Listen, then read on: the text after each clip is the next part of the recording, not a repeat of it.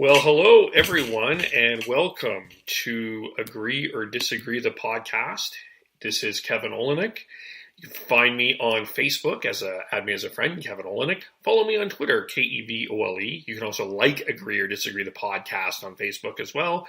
Soundcloud.com, KEVOLE, Spreaker.com, KEVOLE. Subscribe on YouTube, Kevin Olenick. Subscribe on to iTunes, Agree or Disagree, the podcast.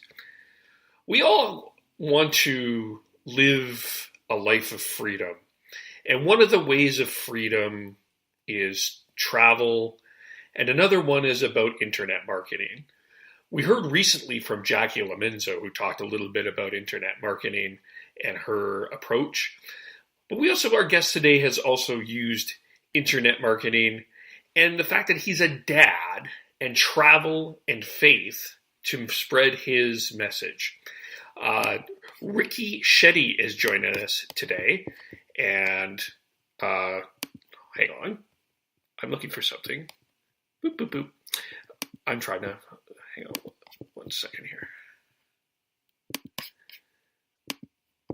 Yes, our guest today is Ricky Shetty. He is the owner and operator of Daddy Blogger, where he writes about parenting from a father's perspective with a big emphasis on family travel with young kids. Currently, Ricky and his family are traveling around the world as part of their hashtag Daddy Blogger World Tour, visiting Asia, the Middle East, Africa, South America, and Central America. Ricky has been to 81 countries on 6 continents, and his big goal is to be the first family to visit every single country in the world. Ricky is an internet marketer, digital nomad, and passionate husband and father of 3 young kids, and he joins us on Agree or Disagree the podcast. How are you doing today? Kevin, I'm a big fan of what you're doing here, and we've been connected virtually for a while, so now I'm super excited to connect here on your podcast. Thanks so much for having me on your show. Thank you. Where are you right now? I am now in Manila, Philippines, in Southeast Asia. And how is it out there? What's it like out there? Everyone asks, how's the weather out in Manila? So how's the weather out in Manila? Great question. Yeah, it's actually opposite time zones of the people in North America. So when it's like winding down in the evenings for you guys over there in like Pacific Northwest, Vancouver area, for us, it's just starting. The day is starting. So it's actually a sunny blue sky here today.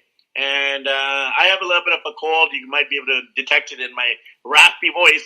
So I'm drinking a lot of juice and coconut water and trying to recover from a little bit of a flu. But Philippines is beautiful. It has 7,000 islands, super friendly people. The good thing is everyone speaks English because it was a former American colony. Right. And delicious food, amazing sightseeing, and best of all, cost of living, cost of travel is very cheap. Yes, I've heard that. So I read your bio from your website, and it's one thing to hear the bio, but kind of tell us maybe from your own personal perspective, tell us your story, tell us how you got into blogging, the hashtag the Daddy Blogger, kind of tell us your story of why you've gotten into what you've done. Yeah, absolutely. You know, a bio is so hard to summarize your entire life into one paragraph. So I always struggle with bios in terms of reading them and, also to create them for myself. So I'm glad you asked me to share about myself in my own words. So I'm from Vancouver, BC, Canada, and I met my wife there. We got married there. We had a first, second, third kid there.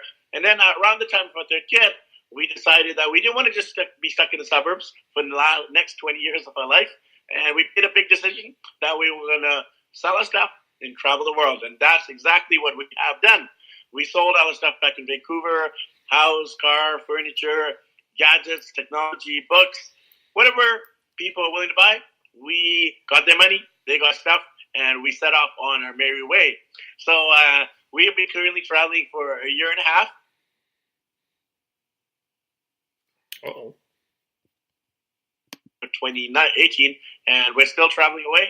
I've been to 81 countries on 6 continents, And one of our big goals is to be the first family in human history to visit every single country in the world. Of course, I'm working online. I do things like internet marketing, private coaching. I do coaching around being a digital nomad, social media, blogging, etc. I do online courses, Kindle books, and I'm quite passionate about the whole area of blogging, podcasting, YouTube, social media. So I'm doing, podcasts similar to yours, and I have 500 episodes on theirs. So I do a lot of stuff, but I enjoy internet marketing, travel, and of course, impacting and inspiring others. So that's me in a nutshell. So the thought around selling your stuff and traveling, I imagine that there's going to be people listening to this podcast wishing, I really wish I could do that. Just had the conversation with Jackie Lamenzo a couple of podcast episodes ago where she talked about kind of doing sort of the same thing. Kind of she reached her limit in terms of what she could make in her job, and she decided to go pursue internet marketing. What was the kind of the last straw for you that said, we're going to do this? Definitely a personal decision. Yeah, go ahead. Hello. Oh yeah, sorry, there might be an internet lag. Yeah. Apologies for the bad Wi-Fi. So I might have interrupted you before you actually finished your sentence. So Go ahead, Kevin. You can finish your sentence before I jump in and interrupt. What was the straw? Blame the Wi-Fi. What was the last straw? What was that moment that said, we can do this, as opposed to we could do this, we can do this. Yes. So going from I want to, I can, I might, to we are doing this. That is the hardest part of the journey. Going from wishing, hoping, wanting, desire, dreaming to actually doing. It's action, right? It's action, action, action. So the action for every person looks differently. For some people, it might be declaring it on social media. I'm going to do it. For some other people, it might be actually buying the plane ticket. For other people, it might be just talking to real estate. We're considering selling a house. What would we get if we sell it? For other people, it might be talking to others. This is something I recommend. If you're considering doing this in terms of this crazy lifestyle change, talk to other people who've done it. Because we are quite sane. Some people might think we're crazy to travel the world with our wife and kids. But in terms of we have sanity to the point where we were rational. We analyzed it. We went through the whole pros and cons, weighing the good and the bad, etc.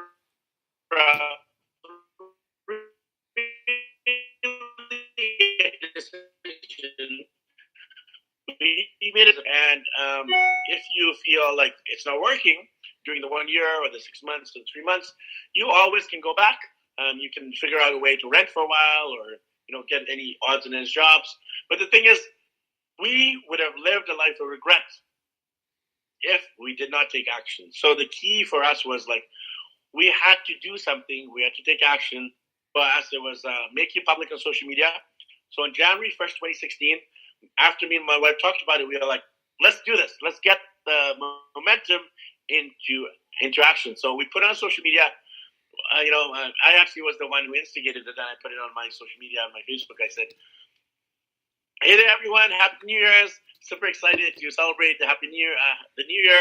What we're going to be doing this year is we're actually going to take our kids and travel around the world. And we're putting it on social media because we want you guys to hold us accountable. That forced us to act because we're like, man, did we do the right thing? What if it doesn't work out? What if we can't sell the house? What if we don't have enough money? All those questions back and forth my wife were having, it didn't stop, but it helped force us to take action.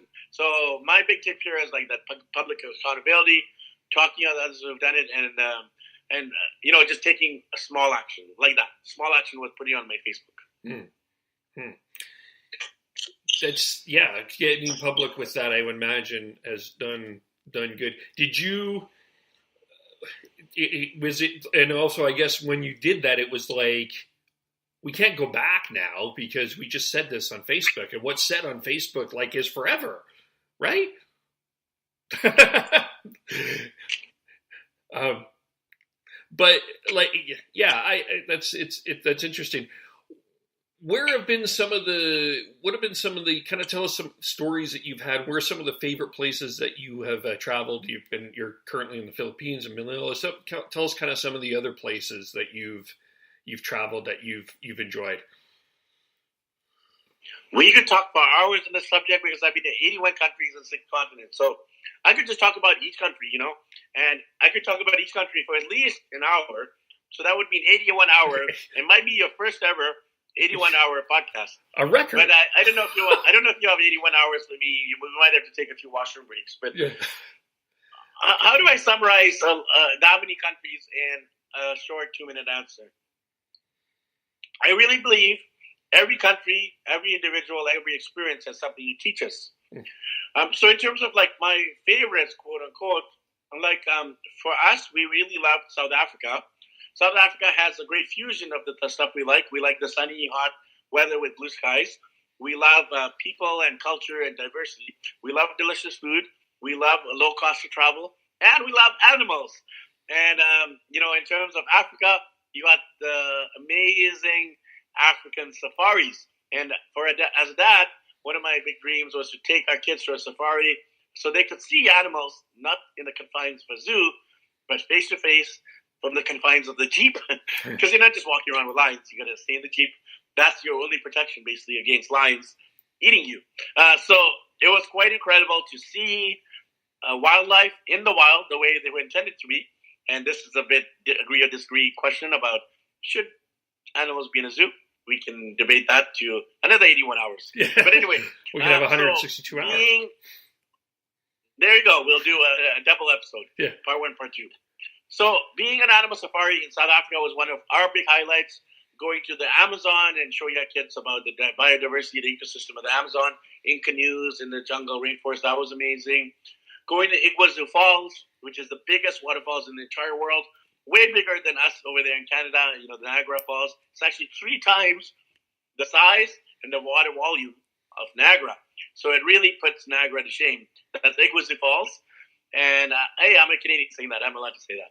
And then finally, we really like Machu Picchu. Machu Picchu was one of my big bucket list items. I had it on my vision board. And going to Machu Picchu, which is the Inca city in the sky, and you have to take like a train, a bus, then hike to get there. That was phenomenal because that was a big dream come true to see Machu Picchu. And I could go on and on, but those are some of the highlights so far of a trip. Mm-hmm. How have you been able to, the challenge of keeping cost in an economic way? How have you done with that? What are some, if someone is thinking of this, give us some tips on that. Yeah, it's a combination of we won the lottery and we got the inheritance at the very same day. we struck gold, we struck lightning, We played the 649 and we had both parents die, boom, and we got the inheritance. Just joking. Don't joke about the winning lotteries or dying, right? So we do not play the lottery, actually, so we therefore don't win it. I don't think I've ever, I might have played the lottery, a few times in my life, but I'm not an avid lottery player. It's just something I don't do. And my parents and my wife's parents are both still very much alive, so no inheritance there. And my parents, we're very much a middle-class family, so we just figured out a way to do our travels very low budget. When people see people traveling, like, oh, that person must be rich. Well, we're staying in hostels. We're taking public transport. We're eating like a really low key food. We're not eating in fine dining. We're not staying in 5-star luxury hotels. We're not flying, in Concords. It's very low key budget travel. So some of the ways, obviously, to cut down on expenses are, there's going to be the big expenses, the flight. There's going to be the hotel, the sightseeing. Those are probably the 3 big ones, right? So let me explain how you can cut down on those. Flight. There's something called travel hacking. For those of you who don't know, travel hacking is getting air miles and points through credit cards. So you get credit cards, you accumulate the points, you redeem them for flights. You can fly across the Pacific and Atlantic for even under $100 US, Talk to people or check out websites such as Point Sky. Point Sky, he's a famous travel hacker. He has some great resources on what credit cards to get, how to collect points, how to redeem them, etc. So flights, a great way to save on flights is travel hacking. In terms of hotels, accommodations, so I'm a travel blogger. So as a travel blogger, I write about different things we see and do and stay. So I write about food, transportation, sightseeing, accommodation, and I'm able to get a lot of stuff, quote unquote, free because I'm writing about them. So that's my work, and I'm promoting them. But they're giving me the service or the product or the place to stay complimentary. So we get a lot of our hotels sponsored, which really helps down on the expenses. I really believe saving money is making money. I'll repeat, saving money is making money. So if you just save on your hotel costs, hotel maybe that's like $50 to $100 a night.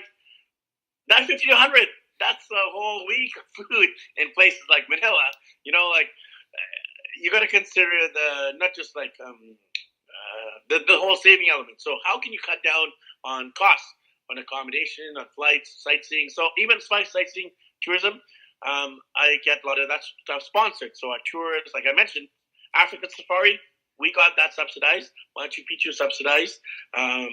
Amazon Rainforest, we got the subsidized. So there's either full sponsorship where it's 100% free, or trade, barter. You do something, they do something, and you exchange. Then there's a whole subsidy angle where they might not give it to you for free. They might give you for example, 20% off, or they might give you like a $200 discount credit in return for a blog post, etc. Right? So all that's going to accumulate. We're also working. So this is another thing I want to say. We work while we travel. We're not just on a permanent vacation doing sightseeing 24. The weather was, well, the weather's great.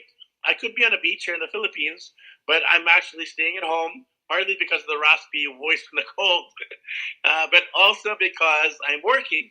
So I had a coaching call earlier today, these podcast interviews later, and I'm actually working on my book launch for my next book. I'm actually doing a 7-part book series on the 7 continents. So I'm constantly working. I'm doing my online courses. I'm doing my podcasts. I'm doing my book series. I'm doing my online courses, getting my sponsorships in terms of paid sponsors, but also the barter sponsorships. So the other thing is when we don't get stuff sponsored, we do figure out ways to travel cheaper. Like, for example, we will take local buses. We won't take taxis. We will stay in hostels. Like, hey, we're a family with 3 young kids, but there's actually hostels that are family friendly. They have private rooms. Even things like Airbnb, rather than paying for one night in a hotel. Hotels generally don't have like weekly rate or 2-week rates, but Airbnb does. So we'll rent Airbnb. We'll negotiate with the owner, like we want to stay 2 weeks or we want to stay a month. And instead of the flat rate of whatever number of dollars, because we're going to stay longer, which allows their occupancy rate to go higher and them to get guaranteed money, they will in turn give us a discount. So that helps as well if you can agree with the Airbnb owner to a discount if you stay longer. Those are some of the tips I can come up with right away. There's a lot more, but hopefully that helps get people's mind off the travel is too expensive paradigm. That's good. There's some good tips in there. The other thing that is powerful about travel is it changes you in a good way. So how has this experience changed your family, like your wife, your kids? How has it impacted seeing all these cultures, all of this new stuff, the animals, all of that, different cultures, the diversity? How do you see that helping your kids, and how has that changed your family?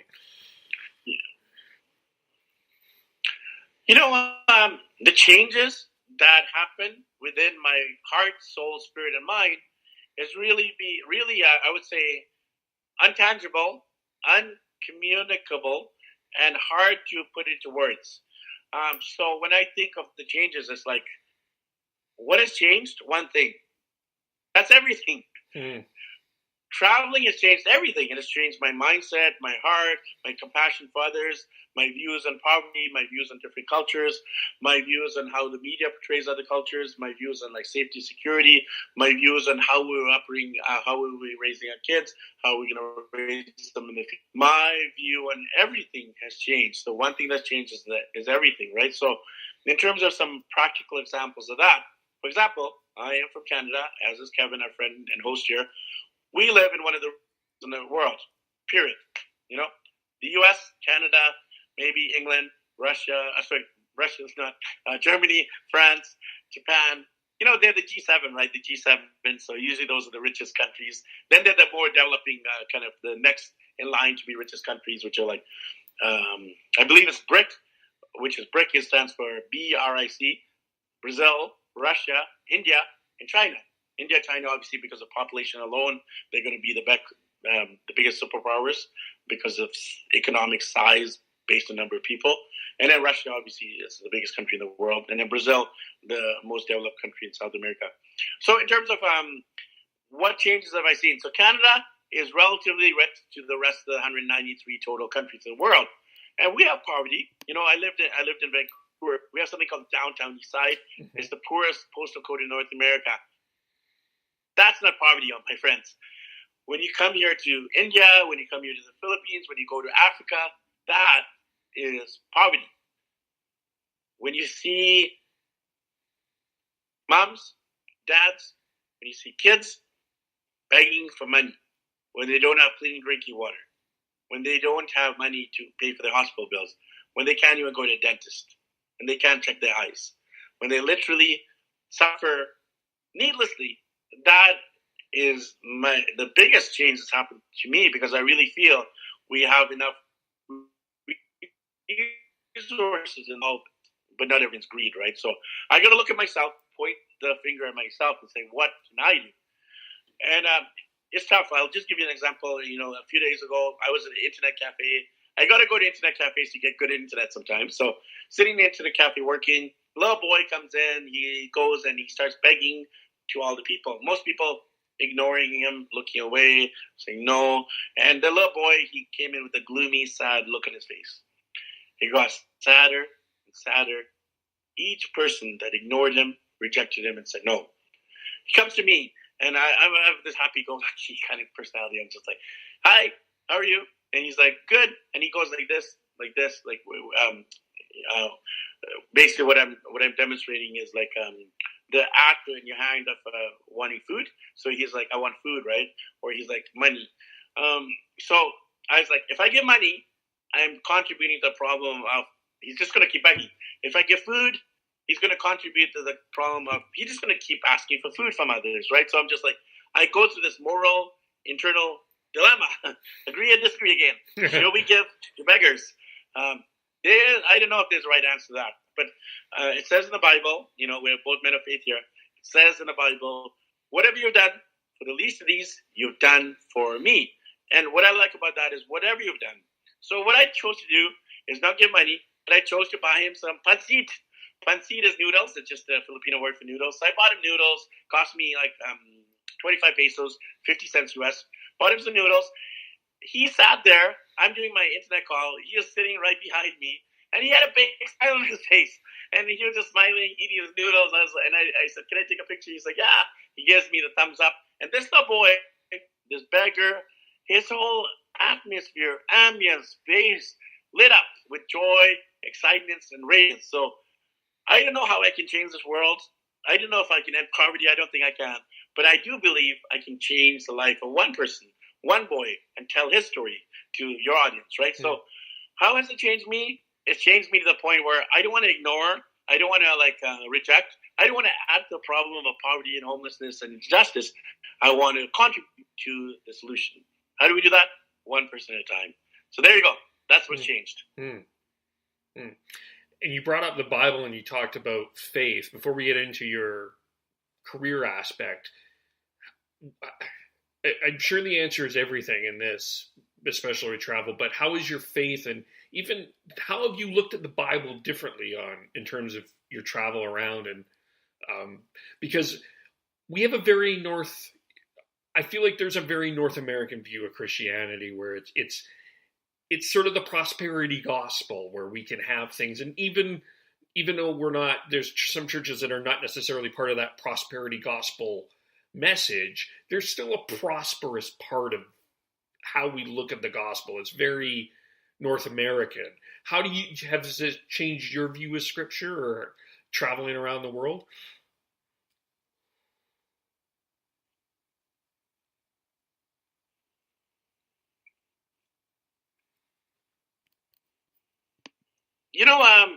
My faith has definitely been challenged.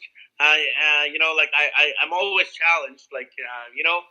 I happen to be a Christian, and obviously most of the world isn't Christian. We got Hindus, we got Buddhists, we got Muslims, we got New Age, we got Shinto, we got Jewish, we got no religion, we have Buddhism.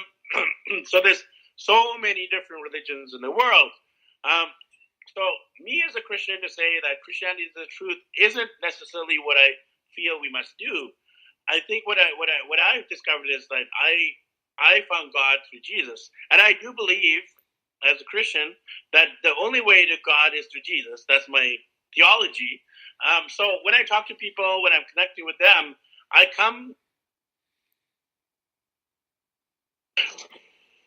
to them, I approach them with this perspective of Jesus is God, and I want to know Jesus and make him known, but not in a way that's judgmental, critical, condemning, Bible bashing, but loving and open and listening and understanding why they believe what they do, and asking questions. Oh, why do you believe that your Muslim faith is the truth? Why do you believe that cows or idols are God in India? Or why do you believe the Shinto religion? Or why do you believe in Catholicism as opposed to the Christian faith? Right. So if you just come with like this very open point of curiosity, you'll be surprised. If you're curious about others, people will be curious on the same questions. Oh, Ricky, how come you grew up a Hindu and became a Christian? How come your wife grew up Catholic, became a Christian? If I ask the questions out of true, sincere, genuine curiosity, not with the hidden agenda to convert, I just want to know. Guess what happens? They want to know about my faith. And then I can truly share the gospel in terms of how Jesus has transformed my life, my wife's life, my family's life. So I feel my evangelism is transformed radically from being more like, okay, the Christian faith is right, Christianity is the truth, all other religions are, to a place of still believing Jesus is the only way, but coming at an approach of love, genuineness, and wanting to know how their beliefs are different than mine, and how do we come to consensus. And, that I feel is the best evangelism for me. Everyone has to make their own decision in terms of their relationship with God, how they view things like evangelism. But those are some of the changes that happen to me on a personal level. I mean, in terms of my faith in God, when I see Iguazu Falls, the biggest waterfalls in the world, when I see these creatures like lions and giraffes and rhinos and tigers and leopards and cheetahs, like when I see the amazing beauty of God's natural creation and God's animal creation and man-made creation through the creative ingenuity that God has placed in us, it points me back to the Creator, right? So what is the best proof of God's creation? Of God? I believe it's God's creation, right? So everything to me is declaring God's glory, his goodness. Like everything is shouting it, right? So we just can choose to see that and give credit to evolution, or we can give credit to the Creator. So when I see all this stuff, I'm like, man, oh man, if this world is so amazing, so incredible, so wonderful, then imagine the Creator, how amazing, how wonderful he is. It's true. Good things to think about there. And sometimes hard to kind of share in a public forum sometimes, but still it's a valuable, it's things I believe. It's I don't always share about, I share my faith in a different way, I guess, but I don't share it in this loud obnoxious, like you. I'm sort of the same way. I'm more curious than anything else, but it's good to look at it that way as well. Now, I may be a perception right now on the blogging industry and research will disagree with what I'm about to say, and you're about to disagree with what I'm about to say. Is the blogging industry dying because of podcasts? Did podcasts take over blogs, or is still some power in what the blogging industry is, specifically in travel blogging right now? I'm so glad you asked me that question, Kevin, because I've been blogging for 6 years. Back in 2012, So I've been blogging since 2012, daddyblogger.com. So here I am in 2018, and I am an avid podcaster. I have like 500 episodes on my podcast. I'm an avid YouTuber, social media, and I'm still blogging. Literally this morning when I woke up, I got a PayPal notification that because of a sponsored post I did, I got $250 US. So in terms of my podcast, I've done 500 episodes, and honestly, every one of those episodes don't make me $250 US. I wish it did, because then I could travel much more luxurious than the hostel lifestyle I was describing. So in terms of has blogging changed because of the evolution of internet marketing, social media, podcast, YouTube? Yes. The answer is yes. Now, in terms of answering your question, is blogging dead? The answer is no, and no. So blogging is not dead. It is not dying. It's evolving. So how is blogging evolving? Well, I truly believe and feel and see that the shift in blogging is more to an omni-channel approach. So what a lot of podcasters do is, so they'll do their podcast. So I'll give you an example. Okay, that's maybe a little bit easier to explain it. So what I do as a host of a podcast is I interview my guest. Usually it's on Zoom, and I do both video and audio. What happens after the interview is over, put the video on YouTube. I actually live stream it onto video YouTube as well through the Zoom webinar or Google Hangout webinar, right? So it's live streaming onto YouTube. Plus it's getting recorded as a file into my computer desktop. And I take the file, put it on iTunes. I take the file, I upload the video version of the file to Facebook so people can watch the video version on Facebook who don't want to go to YouTube or don't want to go to iTunes. And I also turn it into a blog post. So you got one interview, which is turned into 4 different mediums to reach 4 different type of people. The people like to read, they can look at the show notes, they can click on the link to the interview on the blog post. The people who like to listen, they can just be working out, driving their car, they can listen on the go. The people who like to watch and see the reactions, the gestures, the facial expressions, they can watch the video on YouTube and also on Facebook because I put it there as well. So I really feel the most strategic internet marketers are going to use this methodology of repurposing content. And you can see the way that I described it. It's like I repurpose one interview to reach 4 different type of people, right? The auditory learners, the visual learners, and the more kinesthetic type of learners, right? So my answer to your question is that us bloggers, people like me who started in blogging, we need to evolve or die, right? So if we just stick to blogging alone, the answer to your question is, yeah, I believe that we could and we might die to some degree. But at the end of the day, I think even if you choose not to evolve in terms of taking up podcasting or YouTube or being a social media influencer, because that's the shift too, right? Bloggers to social media influencers. The bloggers, they can still be quite successful as bloggers alone because then they actually super laser focused on nurturing the audience, on developing content, creating SEO. So the blogging, they're actually strategic in a way as well that's different from the other strategy I described. Their strategy is like focus on one medium, blogging, writing, and focus on content creation for people who like to read content and build up your SEO Google ranking. Because when people search for things on Google, typically podcasts don't show up yet.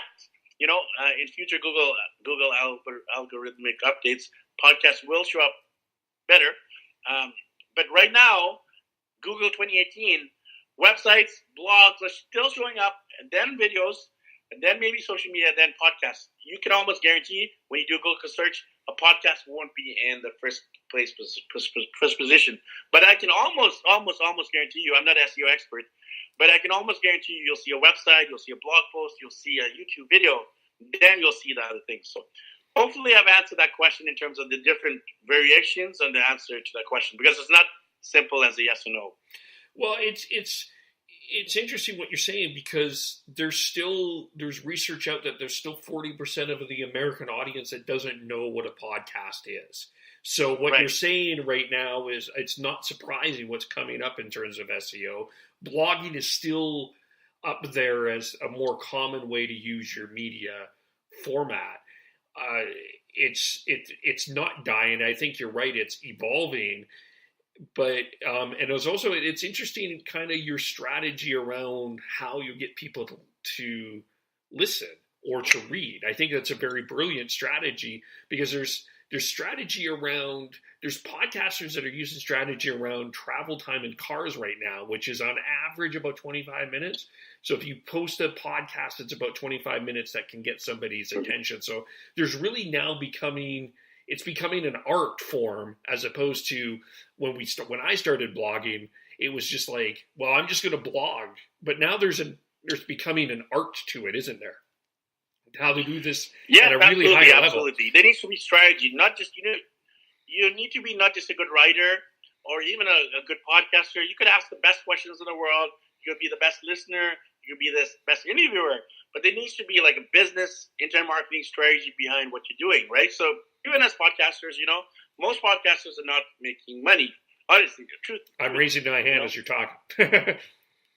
So if you're strategic in the way you're building a podcast, you're driving people from your podcast to your services.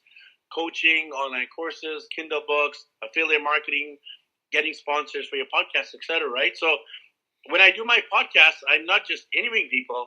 I'm strategizing in terms of how do I drive my audience, my tribe, back into my products and services that will ultimately make me more money, right? And of course, getting like direct money through sponsors, by people clicking on affiliate links. Obviously, if people just buy your stuff, like promote your stuff. So I really feel podcasters don't promote themselves enough. They're busy interviewing and talking about the guests. And I did that, by the way, too. For the first 100 episodes, I would just focus on the guests, interviewing them, finding out their story, ending it by their website. But now I've been more strategic because a lot of people don't know what we do as the hosts. So I tell people I'm like a coach. I have all these online courses. I have all these Kindle books. So it's a peppering and integrating what I do into the podcast. So finding that balance between promotion and focusing on the guest and their business and their story, right? So I think there's a fine line there in terms of self-promotion and other promotion of the guest. Yeah, the strategy around monetizing is tough. Like, could you, what are some common mistakes that you're seeing from a lot of people? You kind of got into that a little bit, I guess, but what are some of the other common mistakes you're seeing from people in terms of actually pitching sponsors and asking about money? Which it's a difficult topic for a lot of people to do. I even admit that for myself. It's hard for me to ask about money. I mean, I need to ask about money eventually here, like tomorrow. But what is kind of the common mistakes that people make on that? Or do you just do it and learn from your mistakes? Or what's your approach? You said it really well. You said you're not asking for money. So if you don't ask, you don't get. So it starts with actually asking, believing, and taking action, right? So it's like, firstly, I think the biggest problem is people just don't have a strategy for social media even, right? So a lot of business owners, entrepreneurs, they're just using social media. They're like, okay, I have a Facebook page. I'm just going to put my stuff there randomly, and hopefully I'll get clients. So there's no strategy. There's no directionality. There's no intention and purpose in terms of what you want your audience to do. What is the problem you're trying to solve, and how can you help? And I really believe that serving is selling. So if you want to focus on selling and, I don't like selling and I don't like promoting myself all the time, you are probably going to be doing a disservice to your audience in terms of serving. So I would focus on helping and serving because I think most of us like doing that.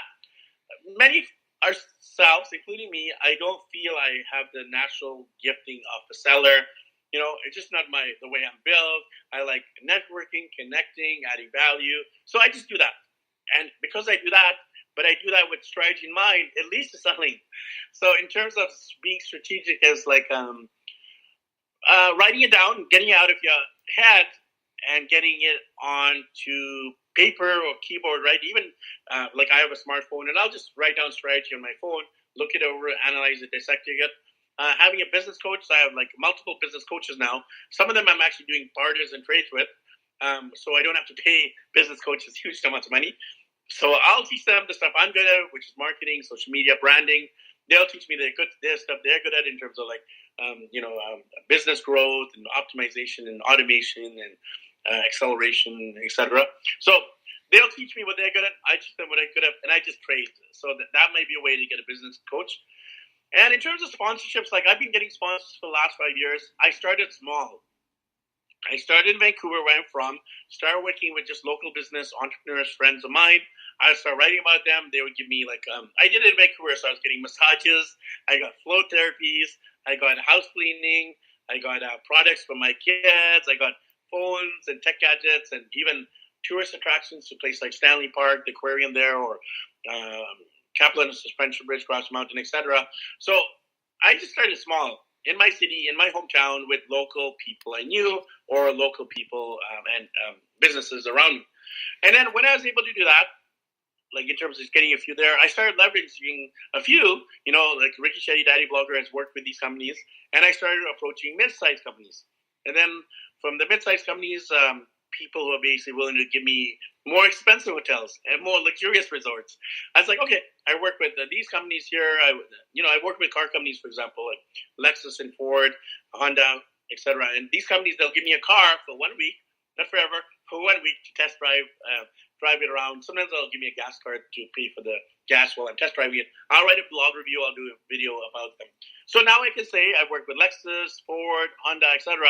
So now I'm able to leverage the small companies like Kaplan and Suspension Bridge, Cross Mountain, which most people don't know what those things even are, to mid-sized companies, even like those are kind of upper-end companies like Lexus and Toyota, to world of brands. So like Disney works with me, Best Buy works with me, like phone companies, tablets, HP, etc.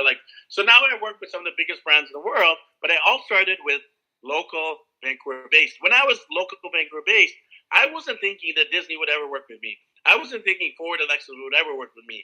But they have, because I started local, but I thought global. So think global, act local. That would be my biggest piece of advice. Start with your city, town. Start working with sponsors. Even for your show, Kevin, just work with some local realtors, mortgage brokers, financial planners, local businesses, which would be a good fit for your show. Maybe you have some kind of exchange barter to begin with. Then you can ask for really low fee, like $5 episode, $10 episode, whatever you feel they would be willing to pay. That's not a lot to a business owner, a realtor. They're paying hundreds of thousands of dollars, on advertising, calendars, pens, all that kind of stuff. So $5-10 isn't a lot for them, but for you, it's a good starting point. And of course, that $5-10 is going to accumulate and grow over time. So hopefully that helps. Yeah. That's good. That's good advice. And remembering as I go forward with this as well, because I do think it's certainly a challenge balancing doing a quality show and getting all of that stuff together for sure. And speaking of balance, how are you able? What are the pros and cons? Because we're going to get into some of the other stuff that you're getting to doing in a bit here, but you've got your coaching, you've got your writing, you've got podcasting, you've got your family. How are you finding your work-life balance right now? So work-life balance is a myth. There is no such thing as balancing or time management. I really believe in this concept called prioritization, priority management. Are you going to be fully balanced at any point in your life? I don't think you'll get to optimal balance, but I believe you can prioritize. So for me, I got my faith first, family second, freedom third, finances fourth, fitness, fun, focus, future, etc. Right? So I always go back on, is God still number one? If he's not, what am I doing wrong? What do I need to change? I was very aware that God was not being first because I was focusing so much on my business. I was chasing money. I was trying to monetize everything I was doing, growing my business and income. But God was kind of hanging around, right? God is still there. But I was Ricky mode, business growth mode. So I'm God's over here hanging around waiting for me to, screw up and go back to him. And then I'm just okay, I need to bring God into my business. So now I'm very open. I talk about God very openly in my business, and people respect, big respect, because that's who I am. I happen to be a Christ follower. I happen to be a Christian. And why would I be ashamed of talking about it in business? Because that is who I am. And who I am is what I do. There's no separation between who I am and what I do. So now God is much more in my business. And in turn, my business is much more successful because I've got my priority on God properly aligned. Same with family, right? So when I look at myself and I'm like, when my kids come up to me and they're like, Daddy, can we play? Can we do this puzzle or game? Or can we read a book? I have my smartphone in my hand. I'm looking at it and I have to remind myself that what's more important here? Sit with it. What's more important here? Is it answering that Facebook message, or is it my little daughter, the most important thing in my life, saying, can we play? We know the answer to that question. But as dads, as moms, we often say no to the daughter and yes to the social media device. So that's destructive to the psyche of our kids, right? So I need to be aware of that. And I'm saying all this not by saying I've solved it, but I'm a work in progress. I am trying, attempting, yearning, longing to put God more in my business. I'm attempting, longing, yearning to put my daughter over my business, my social media, my phone, my technology, right? And then in terms of finances and freedom, I've chosen to put freedom as a higher value than money, because we can work like crazy. We can make 6-7 figures. But if that 6 or 7 figures equals breakdown in family, lack of time with kids, stress, health issues, is that money worth it? The answer is no. So again, analyze and dissect whether you're focusing on finances or freedom. For me, there's no question, freedom is a way bigger value. So I could be back in Vancouver working like crazy and making a 6-figure income, but I choose not to. I would rather have way less money, but have way more freedom, because that's just a value that's important to me. Being free of a suburb, being free of a house. Even my house, we were paying a mortgage every month. That was actually a ball and chain. So what was more important to us? Paying the mortgage, having the house, or freedom? We cut the ball and chain, got rid of the mortgage, and now we're free. And that is actually super, super, super, super liberating. And that's just because the value of freedom was so high on our prioritization list. I always answer questions with a little bit of philosophy. I hope you don't mind. That's who you are. You got to be you. You be you. That's who you are. It's okay. The people are enjoying it. People are enjoying it. Yes. It's interesting to kind of think about that a bit and let that kind of sink in a bit about what you're talking about, what your priority is, because everyone is going to be a little bit different on that. So you've got some other projects going on, and you are stepping into something new, but so you're stepping into the TED Talk world, I see. What's exciting you about that? What's nervous-ing you about that? Congratulations for being a TED Talker. I think that's a huge accomplishment, by the way. And have you kind of thought about what you're going to do there, or? Yes. So I really believe what we should do is an alignment, right? So including my TEDx talk, I really feel it just it's an outworking of what I'm already doing. So I'm already, I'm an internet marketer, traveling the world, inspiring people to travel, make money online. So I do that on my podcast or in my media interviews, do that on my blog, social media, YouTube channel. So there's alignment with that, teaching people to make money, but make a difference too. It's not just making money, but make money, make a difference while traveling the world. So my TED Talk will be on the topic of, can everyone travel? Because I'm here in the Philippines. Philippines is actually one of the poorest parts of all Asia, if not all the world, right? So it's one of the poorer countries. Of course, you got Africa, and you have a lot of poor countries there. But in terms of Asia, you got the expensive countries like Japan, Korea, Singapore, Malaysia. Then you got the little bit of poorer countries like the Philippines, Indonesia, Thailand, Laos, Vietnam, Cambodia, India, etc. So in terms of what I'm going to talk about is can everyone travel? And I'm going to inspire people to think differently, change their mindset about travel being expensive, and showing people it is possible to travel. And you might not travel to every single country, every single continent. You might not travel across oceans, but you can travel to a new part of your city. You can travel to a different state. You can travel within your own country. So that's the kind of the overarching view of the TED Talk. It's happening in November, so 2 months from now. So I'm fine-tuning it. I am crystallizing the idea more, but it's the idea of what's spreading of can everyone travel? That would be a very interesting. That's a future agree or disagree. Watch for that on my Facebook page. Well, I mean, the answer is yes. That we've already kind of discussed that. Yeah. The answer is yes, can everyone travel? And obviously, I've shown you ways on how to do that through sponsorships, budget travel, selling your stuff, getting a salary online. It's the 4 steps to travel the world, by the way. 4 S's. First, you save, then you sell, then you get sponsors, and fourth, you get a salary. So I believe the answer to the question is yes, everyone can travel if they follow those 4 steps. I wanted to get into this too because we don't hear much about this blogging community. But can you talk a little bit about what the daddy blogger community is like right now?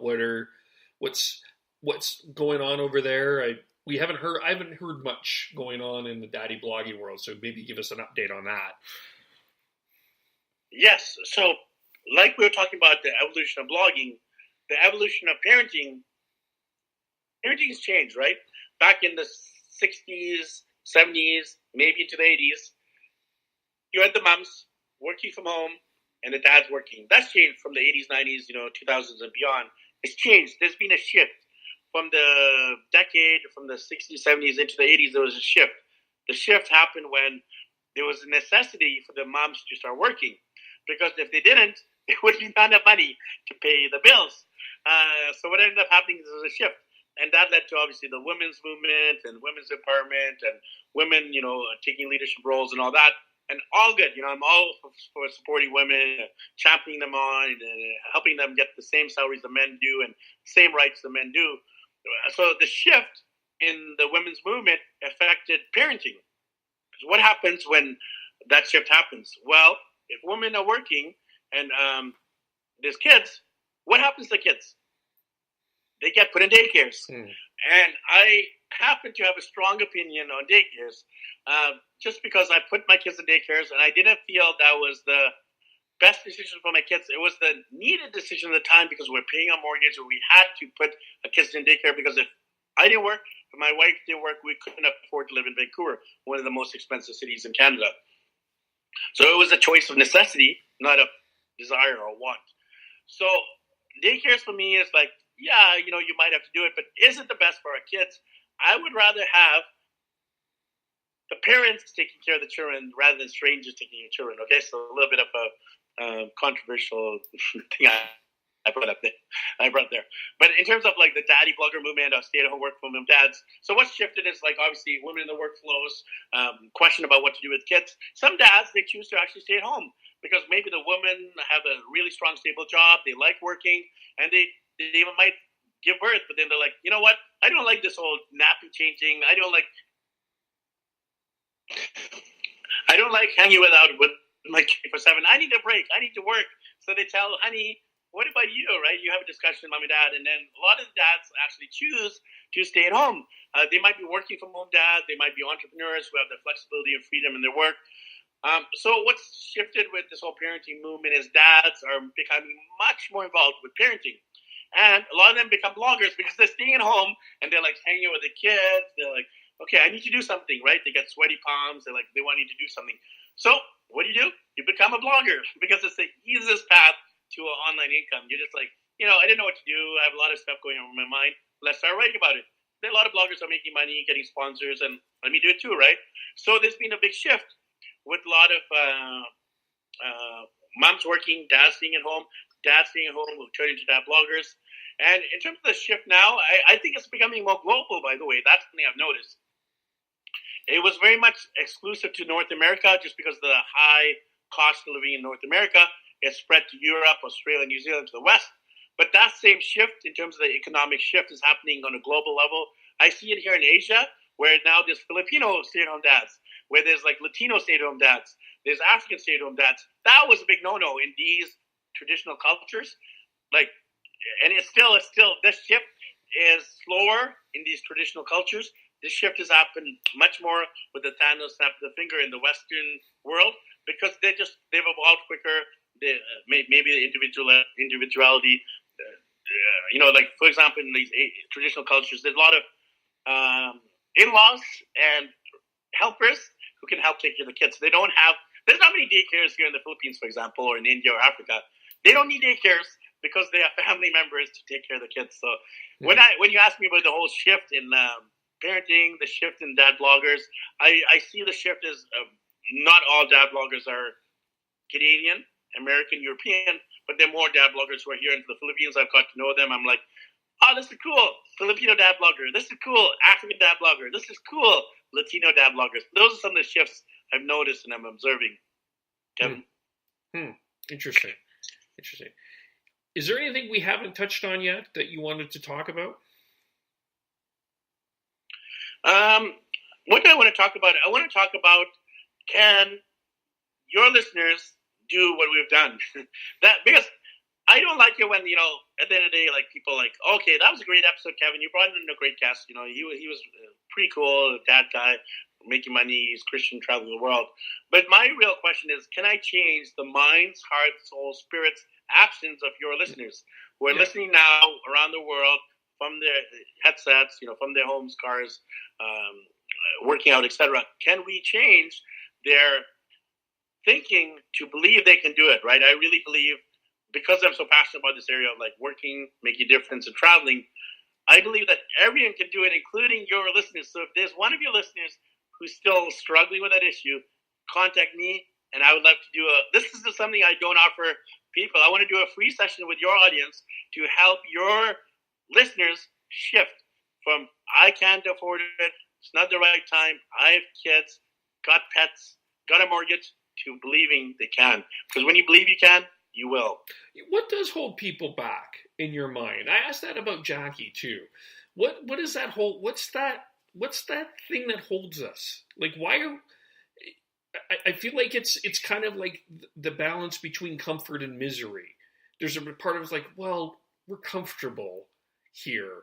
I've worked here for X amount of years, and then kind of the soul starts to get a little bit miserable. What is that thing that holds us back that doesn't make us feel that we can't do it? What is that? I truly believe this, Kevin. The thing that is holding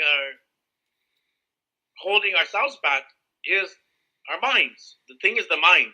So those things like, for example, comfort, safety, security, the mortgage, kids, health, aging parents, name your excuse, ethnicity, nationality, sexual orientation, religion, there's terrorism, lack of money, lack of time. Name your excuse here. Solve that excuse by changing one thing, which is the mind. So, and at the end of the day, like, it's fine if you feel comfortable and secure in a suburb. Maybe that's what you are going to do for the rest of your life, and that's cool. I do feel that there's an entire world beyond the confines of your house, your apartment, your townhouse, wherever you're living in the world. There's an entire world that is waiting for you to see it. So the top regrets of the dying are, I didn't follow my dreams. I didn't forgive.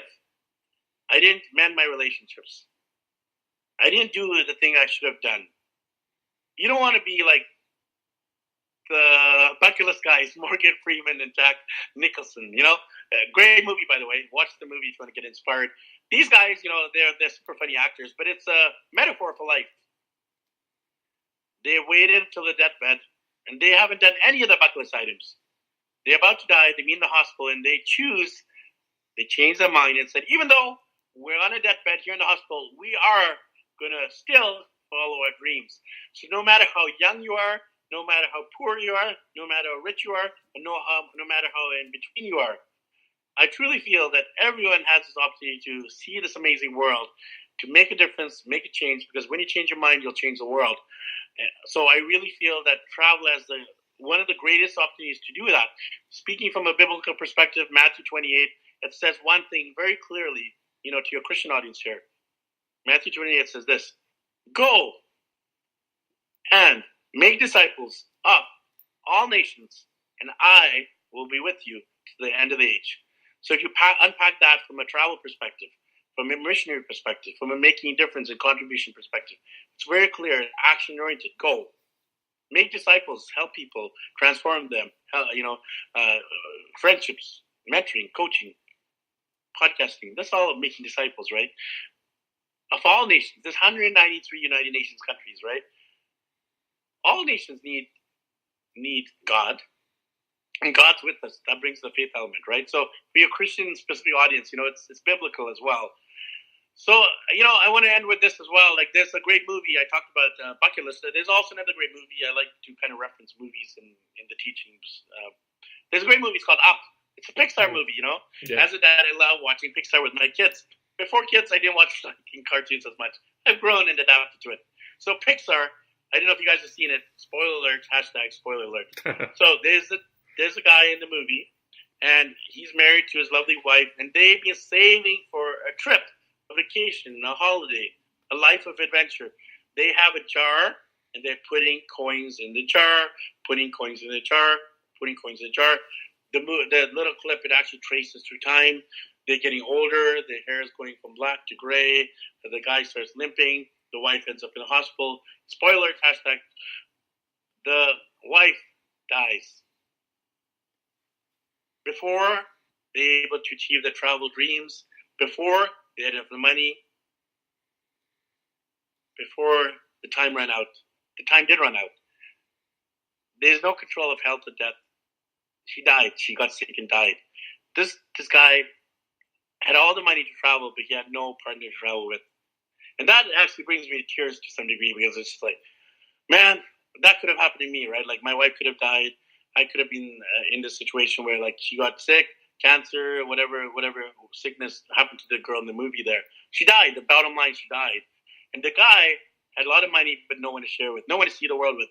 He actually he took action, got his balloons, flew over there to Venezuela. That was where the movie was based. And he still followed his dreams, even though he was alone. So there's a little bit of moral there. Don't wait till your wife dies, but still follow your dreams anyway, right? So imagine if they figured out a way to do it before she died, right? The movie would have been a whole different movie, but it would have been even more powerful. So I really feel there was a moral to that. Like, don't wait till your wife dies, Don't wait until your deathbed. Don't wait. When is the best time to follow your dreams, to start a business, to get married, to have kids, to see this world, to become missionaries, to find out your calling? Best time to do all those things is not tomorrow, not next week, not next year, not the future. The best time is now, because that's the only thing we're sure of. God has given us this moment, this day, and we must make the most of it. So for me, even though I'm sick, I was feeling a little bit off. I was like, I want to add value. I want to contribute. I want to make a difference here and add to Kevin's show. So for me, if one person in your audience who is thinking that they can't travel, they're waiting until they're older, if I've shifted their paradigms, that's worth it to me, because I've made a difference in one of your listeners' minds. And I might never see the result of that, and that does not matter to me. What matters to me is that listener takes action, makes a decision to travel the world, and look at the ripple effect, which I'll never see, and it's okay, because I don't need to see it. All I need to do is my part. You do your part as the host, and your listeners do their part in terms of taking action from what we've discussed here today. I feel like the generations coming up, I think, get this more than our generations and generations before. It's funny how things connect, because the podcast I just did before this, I interviewed Brian Pincott, who is a Calgary City Council, shared about his story of mental health. And we talked about kind of the evolution of how things have changed. Before, it used to be we never talk about our feelings, and especially as men, but now that's kind of changing a little bit. I think that this is happening within the travel in kind of the entrepreneurial world. It used to be that people never really traveled, or never really, it was like you go, you work Monday to Friday, you make money, you save, you develop a family, and that's it. Forget this dream idea. Now it's like, you know what? You got to follow your dreams. You can't live your life not pursuing your dreams, because it's a life of regret. Are you seeing? That's kind of what I'm seeing here. I'm not. I hope I didn't steal your thunder, because I think the generations above after us are getting it. It's the generation that you and I are in that have deeply struggled with that concept. I think a lot more. You know, you brought up that. I mean, obviously, like this whole millennial movement, like a lot of digital nomads happen to be millennials. Like a digital nomad is someone who's working and traveling. You'll see a lot of 20-year-old male digital nomads who are working and traveling, you know, as tech startups, etc. I do feel it's more wider than what we see on social media in terms of the spectrum of digital nomadism. I've interviewed 500 of them, okay? Out of the 500 of them, I've interviewed people in their 60s who are still working and traveling. Scott Patton, my co-host, shout out to him. I've seen couples do it. I've seen single females do it. So I do feel maybe the millennials are a little bit more savvy to the internet. They were born in the day and age of the internet. So they automatically think they can make money and travel, right? So they already have the mindset. Whereas us, like I'm 41, you know, I'm born in 77. I grew up without the internet, right? So I'm very much an internet migrant or immigrant. That's a little bit of a, it's not a, I'm not a digital native, right? It's not native to me, something I've adopted and embraced. So it might be quote unquote harder for someone who's older, but hey, you know, like I've done it, you know, people in the 50s, 60s who are older than me have done it. So I don't think it's as easy as saying, okay, it's the people in the 20s, they're already digital natives, so therefore, because they're digital natives, they can be digital nomads. I don't think that's the case as much. I think what's happening is like people don't realize they can make money online because they go to Google and they type make money online and they get overwhelmed. We've all done that, right? There's like a million websites that make money online and everyone's telling you that their solution is the right solution. Buy my course, buy my program, buy my webinar, buy my book, and you'll discover the top .com secrets of, you know, becoming a millionaire, just like me, right? I don't like doing that at all. What I like to do is like figure out the person, figure out their shape. You know, there's a shape. I'll quickly explain what that is. Shape is spiritual gifts, heart, passion, abilities, personality, experiences. Figure out who they are, what is their shape, how's God created them to be, what is their life experience, what is their heart passion, is it family, people, environment, animals, you know, and then figure out their personality type. If they're shy, you don't need to become extroverted. You don't become social. You don't need to be the morning following the morning routine. If you're a night person, do that. So I really believe like in this whole concept of like figure out who you are and equating who you are with what you do. So I want to help people figure out who they are, because the more they know who they are, the better they'll do what they need to do, right, to serve others and to serve God and to impact the world. So I'm all about identity coaching, if you want to call it that, helping people figure out the identity, the calling, and the impact on the world. Yeah, I see that, and I think I kind of made a generalization, but I it's a generalization in one sense, but I think that I feel I'm learning. I learn from everybody, but I feel like there's an inspiration from just the entire inspiration, not only from younger people, but from older people too, that there is other ways to make money, and there's other ways other than the traditional 9-to-5 way to make an impact on on people's lives. And I think that there's something powerful to say about that. So I'm basically agreeing with you. It might have stolen your thunder. I'm sorry. No, it's good. It's good. We agree. Sometimes we'll agree. Sometimes we'll disagree. But we'll respect each other either way. Absolutely. So how can people follow you? Tell us to find your sites. Yeah, easy peasy. Check out daddyblogger.com. Daddyblogger.com has links to everything I do in terms of, I do a lot of stuff. I do private coaching. I have online courses. I have a podcast. I got a YouTube channel with like 5 million views. I got virtual summits. I have 7 Kindle books about the 7 continents written for kids. So I have a lot of stuff, quote unquote.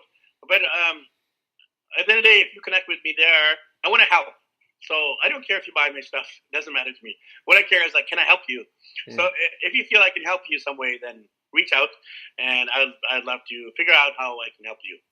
Awesome. Of course, you can find me on Facebook, Kevin Olenick. Like, agree, or disagree the podcast on Facebook as well. Follow me on Twitter at KVOLE, Spreaker.com, KVOLE, YouTube, Kevin Olenick. Subscribe on iTunes, agree or disagree the podcast. Ricky, this was great. I really enjoyed this.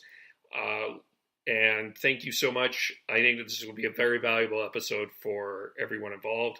Looking forward to the feedback on that.